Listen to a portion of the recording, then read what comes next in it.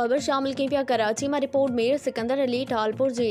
कराची वज़ीर आला हाउस सिंध के बहुत मुतासर ज़िलन में माहौलियात के हवाले से बुनियादी ढांचे में माशी बहाली लाइ अहम कदम। सिंध हुकूमत ऐं गॾियल क़ौमनि जी सनअती तरक्की वारे इदारे यूनिडो विच में तावन। सिंध के वॾे वज़ीर सैयद मुराद अली शाह की सदारत हेठ कम्यूनल इंफ्रास्ट्रक्चर ग्रांट ऐं SMA ग्रांट एवार्ड तकरीब में यूरोपीय यूनियन के आला अमलदारन ऐं यूनिडो वियाना के नुमाइंदन शिरकत कई। तकरीब में सिंध के असिस्टेंट वज़ीर आला ख़ास Qasim Naveed Qamar, principal secretary Agha Wasif, UNIDO Vienna Stefan केजर, चेयरमैन P&D नजम शाह, यूरोपीय यूनियन बराबरा रेक्सन यूनिडो के ब्रिगेडियर नीमा बहराम अलिया शिरकत कई।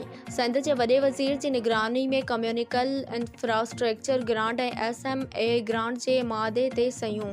तकरीब जो इनकाद SPHF ऐं SEDF पारां यूनिडो के सहकार से कयो वियो।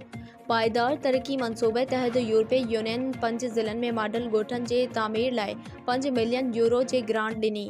सिंध के वॾे वज़ीर सैयद मुराद अली शाह जो तकरीब के ख़िताब, असां बोड मुतासिरन के घर ठाहे बहाल कयो। वज़ीर आला सिंध हुकूमत साबित करे छॾियो तो वॾे पैमाने ते बहाल मुमकिन आहे। सैयद मुराद अली शाह